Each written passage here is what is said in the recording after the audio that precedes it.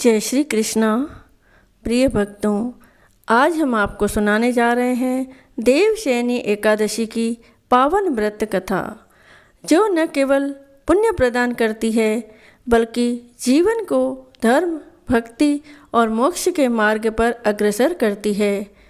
देवशयनी एकादशी, जिसे आषाढ़ी एकादशी और हरिशयनी एकादशी के नाम से भी जाना जाता है, यह वह दिव्य तिथि है जब भगवान विष्णु क्षीर सागर में योग निद्रा में चले जाते हैं।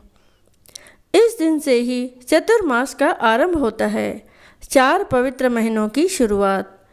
इस व्रत को करने से मनुष्य को सौभाग्य, स्वास्थ्य और मोक्ष की प्राप्ति होती है।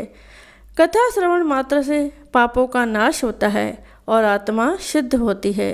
तो आइए इस दिव्य दिन की महिमा को जानें, व्रत कथा को श्रवण करें और भगवान श्री हरि की कृपा प्राप्त करें।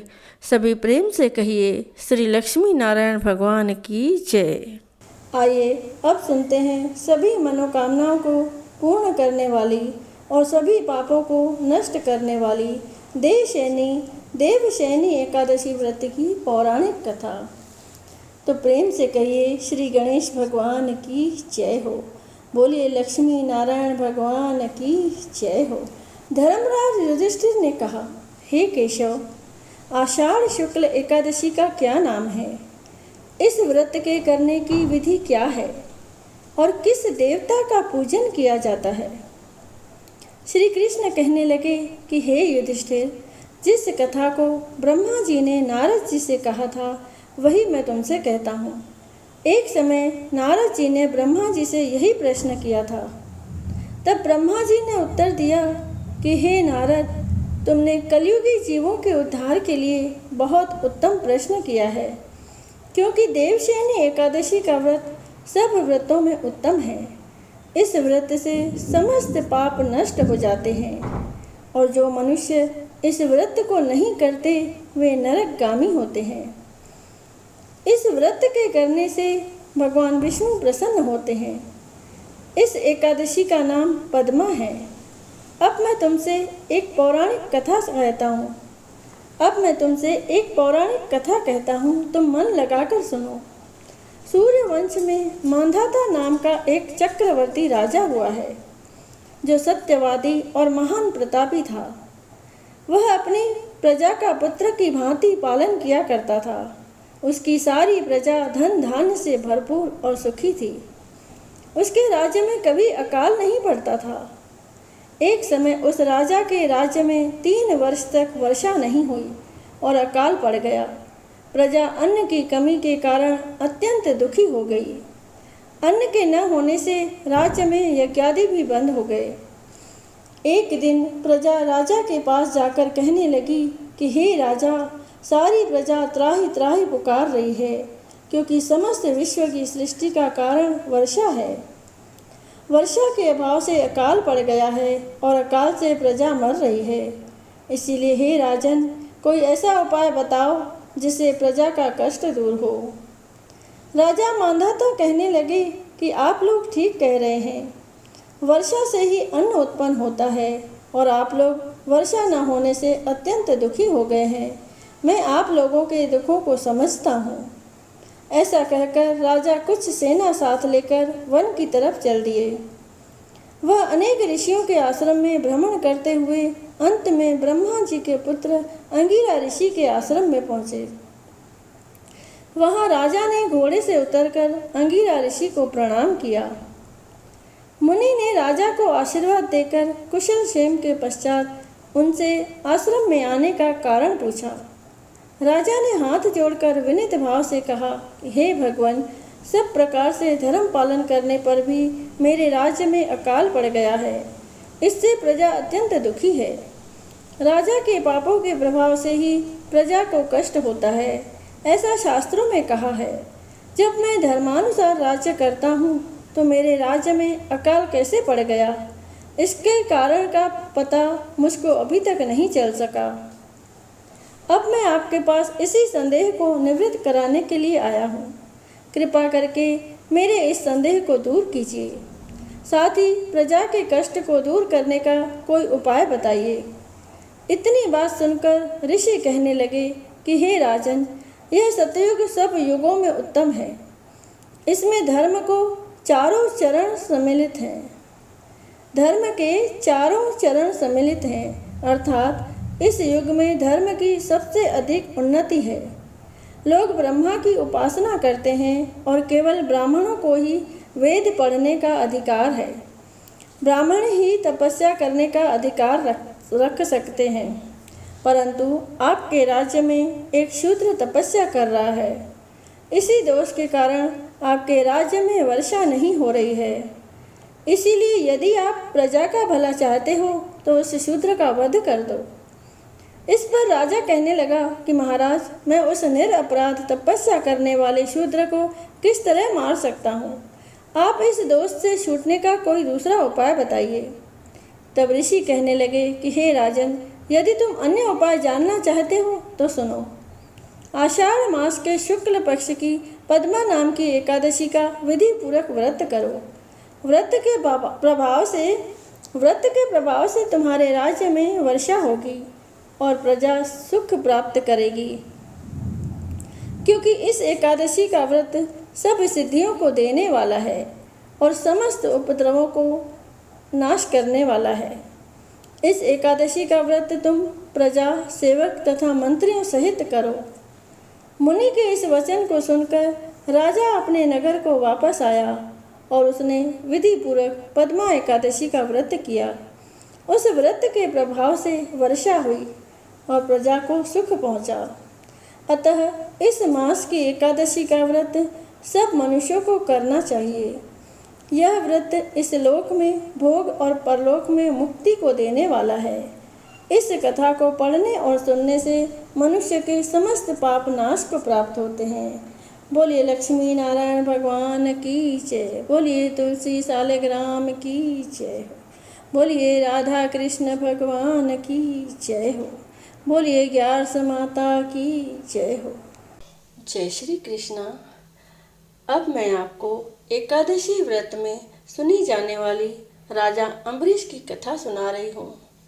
कहा जाता है एकादशी व्रत कथा के साथ राजा अम्बरीश की यह कथा सुनी जाए तो एकादशी व्रत का संपूर्ण फल की प्राप्ति होती है।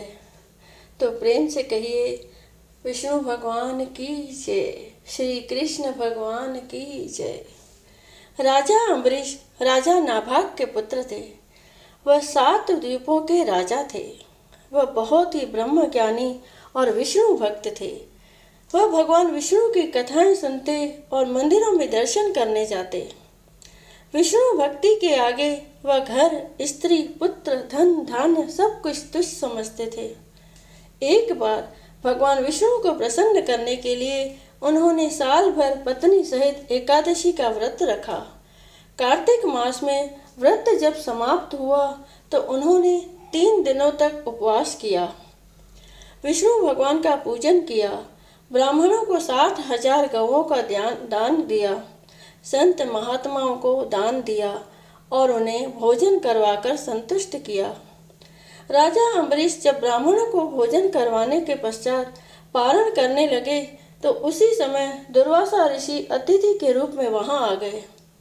राजा अम्बरीश ने दुर्वासा ऋषि का पूजन और स्वागत किया और उन्हें भोजन के लिए विनती की। दुर्वासा ऋषि कहने लगे कि मैं पहले यमुना नदी में स्नान कर भोजन करूंगा। दुर्वासा ऋषि स्नान करने चले गए। उधर द्वादशी केवल कुछ मुहूर्त ही रह गई, जिस मुहूर्त में पारण करना आवश्यक था, नहीं तो राजा का व्रत निष्फल हो जाता। राजा अम्बरीश दुविधा में पड़ गए। क्यों दुर्वासा ऋषि अभी वापस नहीं आए थे? अगर अतिथि ब्राह्मण को भोजन करवाए बिना पारण करते तो पाप के भागीदार बनते, लेकिन पारण किए बिना द्वादशी व्यतीत हो जाने पर पारण का महत्व समाप्त हो जाता। ऋषियों ने कहा कि महाराज, आप केवल जल से पारण कर लें, इससे आपका व्रत भी व्यर्थ नहीं होगा और कोई दोष भी नहीं लगेगा। क्योंकि जल को भोजन और अभोजन दोनों रूपों में माना जाता है। ऋषियों के परामर्श पर राजा अम्बरीश जल पान कर दुर्वासा ऋषि की प्रतीक्षा करने लगे। यमुना से लौटने पर दुर्वासा ऋषि अपनी तप शक्ति से जान गए कि राजा अम्बरीश ने जल पी लिया। राजा अम्बरीश पर क्रोधित होते हुए दुर्वासा ऋषि कहने लगे कि तुमने धर्म का उल्लंघन किया है। राजन, तू लक्ष्मी और धन वैभव में अंधा हो गया है। तुमने मुझे भोजन का निमंत्रण दिया और घर आए अतिथि को भोजन कराए बिना स्वयं भोजन कर लिया। इस कुकर्म का फल तुझे जरूर भोगना पड़ेगा। दुर्वासा ऋषि ने अपने जटा को उखाड़कर उससे कालाग्नि के समान कृत्य को बनाया, जो राजा की ओर दौड़ी। राजा अपने स्थान से तिल भर भी नहीं हटे। उसी क्षण भगवान विष्णु ने अपने भक्त की रक्षा के लिए अपना सुदर्शन चक्र भेजा, जिसने कृत्या को उसी क्षण जला दिया और सुदर्शन चक्र फिर दुर्वासा ऋषि की ओर मुड़ गया। दुर्वासा ऋषि जान बचाने के लिए भागे, लेकिन जहाँ भी दुर्वासा ऋषि जाते चक्र उनका पीछा करता रहा। ब्रह्मा जी की शरण में गए तो ब्रह्मा जी कहने लगे कि विष्णु जी के तेज से मैं आपको नहीं बचा सकता। भगवान शिव के पास गए तो भगवान शिव कहने लगे कि विष्णु जी के चक्र से तुम्हें बचाना मेरे वश में नहीं है, तुम भगवान विष्णु की शरण में जाओ। दुर्वासा ऋषि वैकुंठ धाम में गए। भगवान विष्णु के चरणों में वंदना कर कहने लगे कि साधुओं पर कृपा करने वाले प्रभु, मुझ अपराधी की क्षमा करें, मुझ अपराधी की रक्षा करें। मैंने आपके प्रिय भक्तों को कष्ट पहुंचाया है, इसके लिए मुझे क्षमा करें। भगवान मेरी रक्षा करें। भगवान विष्णु कहने लगे, तुमने वास्तविकता जानते हुए भी मेरे भक्तों को कष्ट पहुंचाया है। मेरे भक्त मुझे बहुत प्रिय हैं। तुम्हारी रक्षा का एक ही उपाय है, तुम राजा अम्बरीश से क्षमा मांगो। यदि वह तुम्हें क्षमा कर दे तो समझो तुम्हारी रक्षा हो गई। वह बहुत दयालु है और धार्मिक राजा है, वह तुम्हें जरूर क्षमा कर देंगे। दुर्वासा ऋषि राजा अम्बरीश के पास पहुंचकर उनसे क्षमा मांगने लगे। आपके अपमान के कारण भगवान विष्णु का सुदर्शन चक्र मुझे जला रहा है। राजा अम्बरीश जी के पैरों में गिर गए। उन्हें दुख में देखकर राजा अम्बरीश को बहुत दुख हुआ। भगवान विष्णु के सुदर्शन चक्र को शांत करने के लिए राजा अम्बरीश ने स्तुति की। स्तुति सुनकर सुदर्शन चक्र शांत हो गए और वापस लौट गए। दुर्वासा ऋषि भी सुदर्शन चक्र के ताप से मुक्त होकर सुखी हो गए। दुर्वासा ऋषि ने राजा को आशीर्वाद दिया और कहने लगे, आप धर्मात्मा और दयालु हैं। आपने मेरी दृष्टता को भूलकर मेरी रक्षा की। दुर्वासा ऋषि को सुदर्शन चक्र के भय से मुक्ति में 1 वर्ष व्यतीत हो गया, लेकिन राजा अम्बरीश दुर्वासा ऋषि की प्रतीक्षा में 1 वर्ष तक केवल जल ही पीकर रहे। सुदर्शन चक्र से मुक्ति के पश्चात उन्होंने दुर्वासा ऋषि को भोजन करवाकर तृप्त किया और दुर्वासा ऋषि की आज्ञा के बाद उन्होंने फिर भोजन किया। उसके पश्चात दुर्वासा ऋषि अपने लोक चले गए और राजा भक्ति के साथ राज्य करने लगे। राजा अम्बरीश की इस प्रसंग को सुनने पढ़ने से भगवान विष्णु की कृपा प्राप्त होती है। बोल विष्णु भगवान की जय। जय श्री कृष्णा। राधे राधे। प्रिय भक्तों, अब मैं आपको मनोकामनाओं को पूर्ण करने वाली जगन्नाथ भगवान की सत्य कथा सुनाने जा रही हूँ। कहा जाता है कि आषाढ़ मास में प्रतिदिन जो भी प्राणी इस कथा को बड़ी श्रद्धा से और प्रेम से सुनता है, उस पर भगवान विष्णु की विशेष कृपा होती है। तो सभी प्रेम से कहिए, विष्णु भगवान की जय हो, श्री गणेश भगवान की जय हो, श्री जगन्नाथ भगवान की जय हो। भगवान श्री कृष्ण की परम उपासक कर्माबाई ठाकुर जी के बाल रूप से वह रोज ऐसे बातें करती जैसे ठाकुर जी उनके पुत्र हों और उनके घर में ही वास करते हों। एक दिन कर्माबाई की इच्छा हुई कि ठाकुर जी को फल मेवे की जगह अपने हाथ से कुछ बनाकर खिलाऊं। उन्होंने जगन्नाथ प्रभु को अपनी इच्छा बतलाई। भगवान तो भक्तों के लिए सर्वथा प्रस्तुत हैं। प्रभु जी बोले, माँ, जो भी बनाया हो वही खिला दो, बहुत भूख लगी है। कर्माबाई ने खिचड़ी बनाई थी, ठाकुर जी को खिचड़ी खाने को दे दी। प्रभु बड़े चाव से खिचड़ी खाने लगे और कर्माबाई ये सोचकर भगवान को पंखा झलने लगी कि कहीं गर्म खिचड़ी से मेरे ठाकुर जी का मुंह न जल जाए। संसार को अपने मुख में समाने वाले भगवान को कर्माबाई एक माता की तरह पंखा कर रही थी और भगवान भक्त की भावना में भाव विभोर हो रहे थे। भक्त वत्सल भगवान ने कहा, माँ, मुझे तो खिचड़ी बहुत अच्छी लगी, मेरे लिए आप रोज़ खिचड़ी ही पकाया करें, मैं तो यही आकर खाऊंगा। अब तो कर्माबाई जी रोज़ सुबह उठती और सबसे पहले खिचड़ी बनाती, बाकी सब कुछ बाद में करती थी। भगवान भी सुबह सवेरे दौड़े आते ही कहते, माँ, जल्दी से मेरी प्रिय खिचड़ी लाओ। प्रतिदिन का यही क्रम बन गया। भगवान सुबह सुबह आते, भोग लगाते और फिर चले जाते। एक बार एक महात्मा कर्माबाई के पास आया। महात्मा ने उन्हें सुबह सुबह खिचड़ी बनाते देखा तो नाराज होकर कहा, माता जी, आप ये क्या कर रही हो? सबसे पहले नहा धोकर पूजा पाठ करनी चाहिए, लेकिन आपको तो पेट की चिंता सताने लगी है। कर्माबाई बोली, क्या करूं महाराज जी, संसार जिस भगवान की पूजा अर्चना कर रहा होता है वही सुबह सुबह भूखे आ जाते हैं, उनके लिए ही तो सब काम छोड़कर पहले खिचड़ी बनाती हूँ। महात्मा ने सोचा कि शायद कर्माबाई की बुद्धि फिर गई है। यह तो ऐसे बोल रही है जैसे भगवान इसकी बनाई खिचड़ी के ही भूखे बैठे हुए हैं। महात्मा कर्माबाई को समझाने लगे, माता जी, तुम भगवान को अशुद्ध कर रही हो। सुबह स्नान के बाद पहले रसोई की सफाई करो, फिर भगवान के लिए भोग बनाओ। अगले दिन कर्माबाई ने ऐसा ही किया। जैसे ही सुबह हुई भगवान आए और बोले, माँ, मैं आ गया हूँ, खिचड़ी लाओ। कर्माबाई ने कहा, प्रभु, अभी मैं स्नान कर रही हूँ, थोड़ा रुको। थोड़ी देर बाद भगवान ने फिर आवाज़ लगाई, जल्दी करो माँ, मेरे मंदिर के पट खुल जाएंगे, मुझे जाना है। वह फिर बोली, अभी मैं रसोई की सफाई कर रही हूँ। प्रभु, भगवान सोचने लगे कि आज माँ को क्या हो गया है, ऐसा तो पहले कभी नहीं हुआ।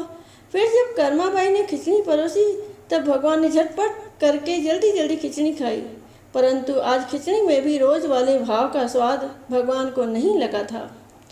फिर जल्दी जल्दी में भगवान बिना पानी पिए ही मंदिर में भागे। भगवान ने बाहर महात्मा को देखा तो समझ गए, अच्छा तो यह बात है, मेरी माँ को यह पट्टी इसी ने पढ़ाई है। अब यहाँ ठाकुर जी के मंदिर के पुजारी ने जैसे ही मंदिर के पट खोले तो देखा भगवान के मुख पर खिचड़ी लगी हुई है। पुजारी बोले, प्रभु जी, ये खिचड़ी आपके मुख पर कैसे लग गई? भगवान ने कहा, पुजारी जी, मैं रोज़ मेरी कर्माबाई के घर पर खिचड़ी खाकर आता हूँ। आप माँ कर्माबाई जी के घर जाओ और जो महात्मा उनके यहाँ ठहरे हुए हैं उनको समझाओ, उसने मेरी माँ को गलत पट्टी पढ़ाई है। पुजारी ने महात्मा जी से जाकर सारी बात कही कि भगवान भाव के भूखे हैं। यह सुनकर महात्मा जी घबराए और तुरंत कर्माबाई के पास जाकर कहा, माता जी, माफ़ करो, ये नियम धर्म तो हम संतों के लिए है। आप तो जैसे पहले खिचड़ी बनाती हो वैसे ही बनाएं। आपके भाव से ही ठाकुर जी खिचड़ी खाते रहेंगे। फिर एक दिन आया जब कर्माबाई के प्राण छूट गए। उस दिन पुजारी ने मंदिर के पट खोले तो देखा भगवान की आंखों में आंसू हैं और प्रभु रो रहे हैं। पुजारी ने रोने का कारण पूछा तो भगवान बोले, पुजारी जी, आज मेरी माँ कर्माबाई इस लोक को छोड़कर मेरे निज लोक को विदा हो गई है। अब मुझे कौन खिचड़ी बनाकर खिलाएगा? पुजारी ने कहा, प्रभु जी, आपको माँ की कमी महसूस नहीं होने देंगे। आज के बाद आपको सबसे पहले खिचड़ी का भोग ही लगेगा। इस तरह आज भी जगन्नाथ भगवान को खिचड़ी का भोग लगाया जाता है। तो प्रेम से कहिए, जगन्नाथ भगवान की जय हो, भगवान विष्णु की जय हो। आइए अब सुनते हैं तुलसी माता की एक अद्भुत कथा। बोलिए तुलसी माता की जय। एक गांव में ननंद और भाभी रहती थी। ननंद सच्चे मन से तुलसी माँ की विशेष पूजा करती थी, लेकिन उसकी भाभी को यह सब पसंद नहीं था। वह अक्सर ही गुस्से में उसे कोसती और कहती कि दहेज में भी वह तुलसी ही देगी। यही नहीं, वह बारातियों को खाने में भी तुलसी ही परोसेगी। फिर ननंद के विवाह की घड़ी भी आ गई। भाभी ने बारातियों के सामने तुलसी का गमला तोड़ दिया। ईश्वर की कृपा से वह लजीज व्यंजन में बदल गया। भाभी को यह रास नहीं आया तो उन्होंने ननंद को गहनों की जगह तुलसी की मंजरी पहना दी। क्षण भर में वह सोने के आभूषण में बदल गई।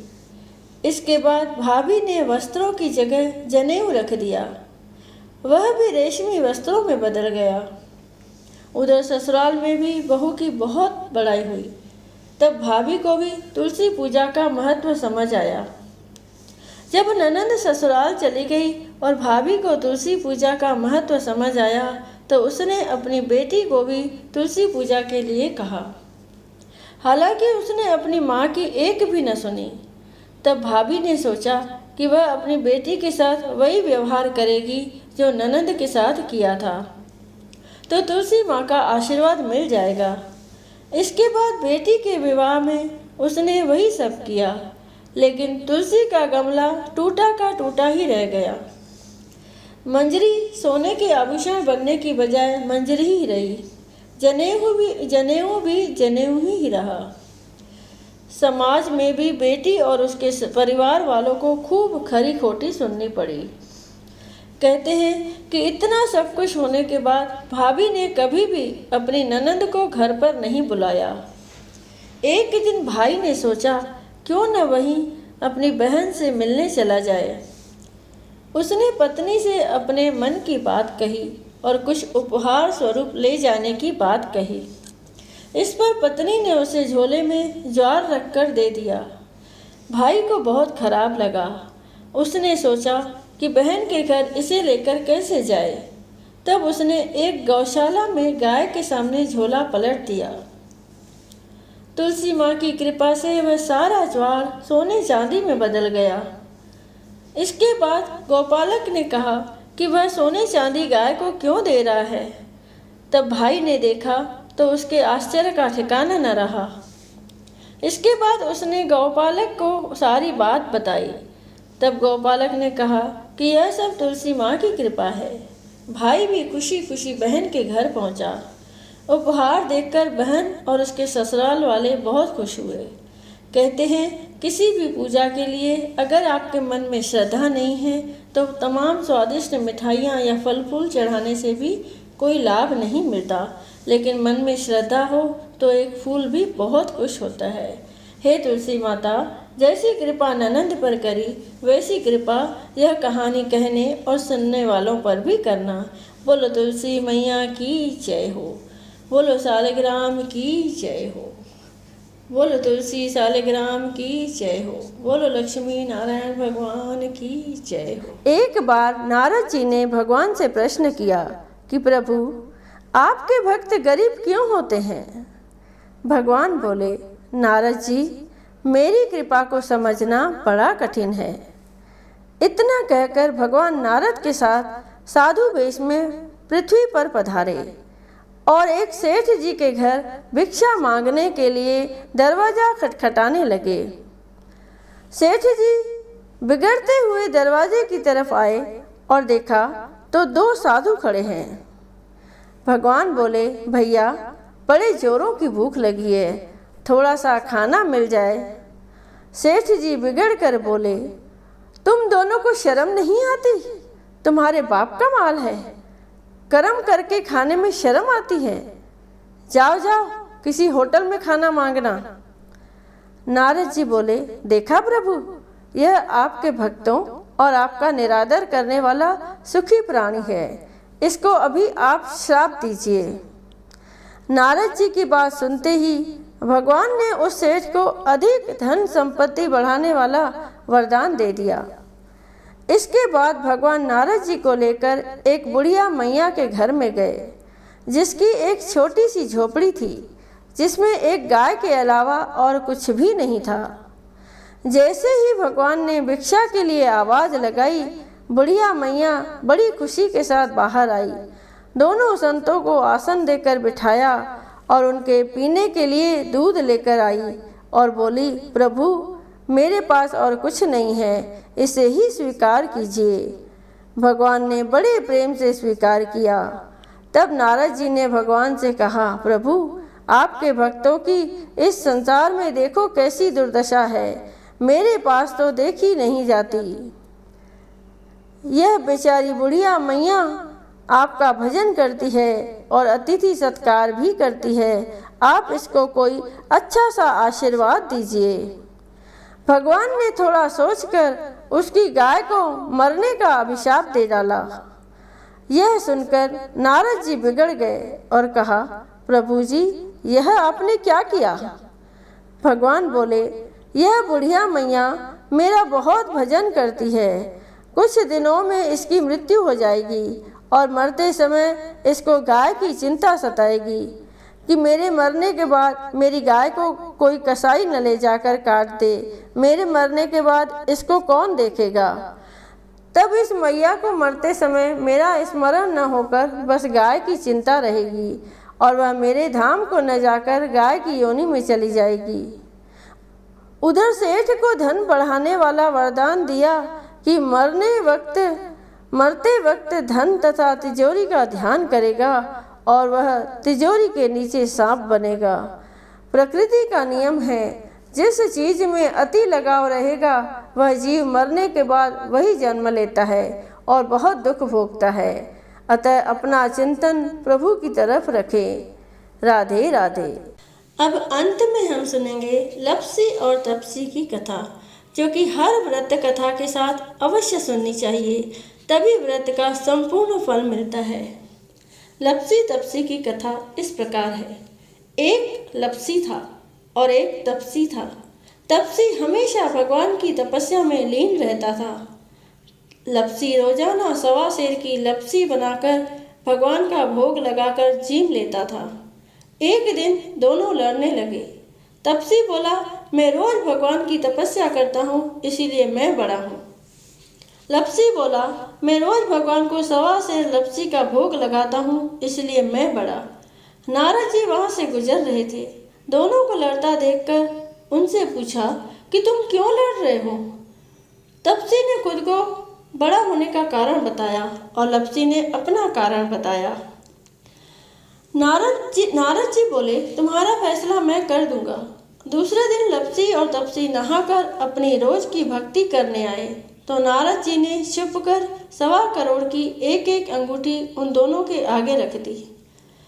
तपसी की नज़र जब अंगूठी पर पड़ी तो उसने चुपचाप अंगूठी उठाकर अपने नीचे दबा ली। लप्सी की नज़र अंगूठी पर पड़ी लेकिन उसने ध्यान नहीं दिया। भगवान को भोग लगाकर लप्सी खाने लगा। नारद जी सामने आए तो दोनों ने पूछा कि कौन बड़ा। तो नारद जी ने तपसी से खड़ा होने को कहा। वो खड़ा हुआ तो उसके नीचे दबी अंगूठी दिखाई पड़ी। नारद जी ने तपसी से कहा, तपस्या करने के बाद भी तुम्हारी चोरी करने की आदत नहीं गई, इसीलिए लप्सी बड़ा है और तुम्हें तुम्हारी तपस्या का कोई फल भी नहीं मिलेगा। तपसी शर्मिंदा होकर माफ़ी मांगने लगा। उसने नारद जी से पूछा, मुझे मेरी तपस्या का फल कैसे मिलेगा। नारद जी ने कहा, यदि कोई गाय और कुत्ते की रोटी नहीं बनाएगा तो फल तुझे मिलेगा। यदि कोई ब्राह्मण को भोजन करवाकर दक्षिणा नहीं देगा तो फल तुझे मिलेगा। यदि कोई साड़ी के साथ ब्लाउज नहीं देगा तो फल तुझे मिलेगा। यदि कोई दिए से दिया जलाएगा तो फल तुझे मिलेगा। यदि कोई सारी कहानी सुने लेकिन तुम्हारी कहानी नहीं सुने तो फल तुझे मिलेगा। उस दिन से हर व्रत कथा कहानी के साथ लप्सी तपसी की कहानी भी सुनी और कही जाती है। बोलो श्री कृष्ण भगवान की जय। जय जगदीश हरे स्वामी, जय जगदीश हरे। भक्त जनों के संकट, दास जनों के संकट क्षण में दूर करे। ओम जय जगदीश हरे। जो ध्यावे फल पावे, दुख बिन से मन का स्वामी, दुख बिन से मन का। सुख संपत्ति घर आवे, सुख संपत्ति घर आवे। कष्ट मिटे तन का। ओम जय जगदीश हरे। माता पिता तुम मेरे, शरण गऊँ मैं किसकी। स्वामी शरण गऊँ मैं किसकी। तुम बिन और न दूजा, प्रभु बिन और न दूजा। आस करूँ मैं जिसकी। ओम जय जगदीश हरे। तुम पूरन परमात्मा, तुम अंतर्यामी। स्वामी तुम अंतर्यामी। पार ब्रह्म परमेश्वर, पार ब्रह्म परमेश्वर। तुम सबके स्वामी। ओम जय जगदीश हरे। तुम करुणा के सागर, तुम पालन करता। स्वामी तुम पालन करता। मैं मूर्ख कलकामी, मैं सेवक तुम स्वामी। कृपा करो भरता। ओम जय जगदीश हरे। तुम हो एक अगोचर, सबके प्राणपति। स्वामी सबके प्राणपति। किस विध मिलूं दया में, किस विध मिलूं दया में। तुमको मैं कुमति। ओम जय जगदीश हरे। दीन बंधु दुख हरता, तुम ठाकुर मेरे। स्वामी तुम रक्षक मेरे। अपने हाथ उठाओ, अपने शरण बिठाओ। द्वार पड़ा तेरे। ओम जय जगदीश हरे। विषय विकार मिटाओ, पाप हरो देवा। स्वामी पाप हरो देवा। श्रद्धा भक्ति बढ़ाओ, प्रेमा भक्ति बढ़ाओ। संतन की सेवा। ओम जय जगदीश हरे। तन मन धन और संपत्ति सब कुछ है तेरा। स्वामी सब कुछ है तेरा। तेरा तुझको अर्पण क्या लागे मेरा। ओम जय जगदीश हरे। जगदीश्वर जी की आरती जो कोई नर गावे। स्वामी आरती जो गावे। कहत शिवानंद स्वामी, कहत शिवानंद स्वामी। मन वांछित फल पावे, घर लक्ष्मी आए। सब दुख मिट जाए। ओम जय जगदीश हरे। ओम जय जगदीश हरे। स्वामी जय जगदीश हरे। भक्त जनों के संकट, दास जनों के संकट। क्षण में दूर करे। ओम जय जगदीश हरे। बोलिए विष्णु भगवान की जय। अगर आपने मेरे चैनल को सब्सक्राइब नहीं किया है तो कर लीजिए, ताकि मेरी सुनाई हुई कथाओं को आप समय पर सुन सकें। और वीडियो पसंद आए तो एक लाइक अवश्य करना और कमेंट बॉक्स में ओम नमो भगवते वासुदेवाय या जय श्री कृष्ण अवश्य लिखना। तो मिलते हैं अगले वीडियो में।